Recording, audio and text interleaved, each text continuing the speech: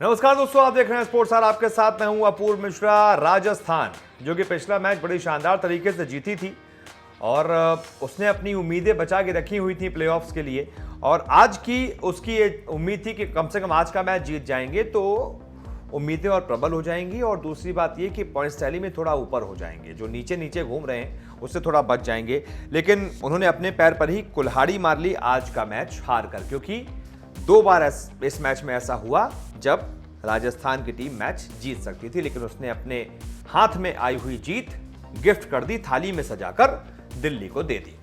तो कौन कौन सी गलतियां हुई मैं आपको वो बताने जा रहा हूं राजस्थान से, जो गलतियां आज की हुई। पहली गलती तो ये हुई कि शुरुआत के 2 विकेट बहुत सस्ते में चटकाने के बाद आपने पार्टनरशिप करने दी दिल्ली के बल्लेबाजों को। मतलब 2 ओवर 3 गेंद में आपने 10 रन देकर 2 विकेट गिरा दिए थे। एक ओपनर थे पृथ्वी शॉ जो कि बड़े आतिशी बल्लेबाज हैं, और एक उनके मिडिल ऑर्डर के अच्छे बल्लेबाज थे अजिंक्य रहाणे। तो 2.5 ओवर में सिर्फ 10 रन थे, 2 विकेट गिर गए थे। यहां से आपको क्या करना चाहिए था, और प्रेशर डालना चाहिए था पावर प्ले में भी और बाद के ओवर्स में भी, और उसमें कम से कम ये कोशिश करनी चाहिए थी कि प्रेशर लगातार मेंटेन रहे, लेकिन हुआ नहीं ऐसा।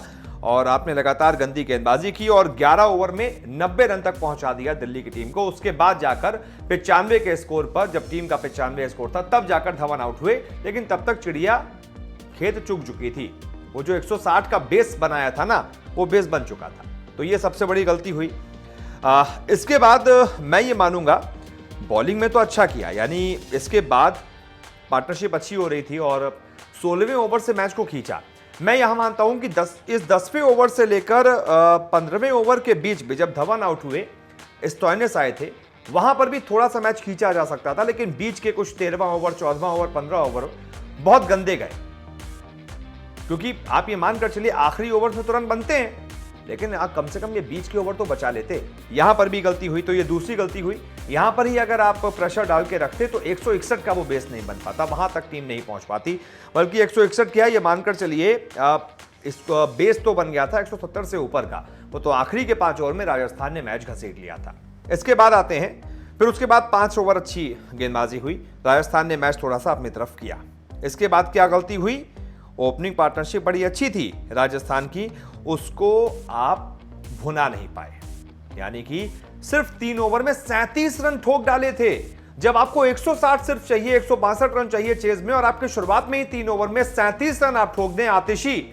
उसके बाद तो फिर आपको एक लंबी इमारत बनानी, उसकी मजबूत नींव डाल दी गई है। उसके बाद आप रन्स की थोड़ी थोड़ी ब्रिक्स लगाते रहिए, ईंटें लगाते रहिए और बिल्डिंग बनाते रहिए।